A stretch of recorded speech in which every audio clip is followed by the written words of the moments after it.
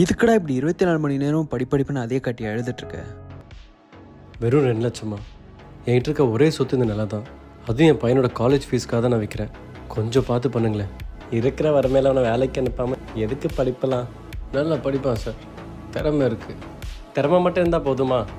ஒரு ஏழை ஆதிவாசியோட பையன் இக்லவ்யா. இக்லவ்யா யாருன்னு தெரியுமா? தெரியாது. ஆனால் இந்த இக்லவ்யா வெள்ளி வித்தையில் அர்ஜுனோட பெரிய திறமைசாலி.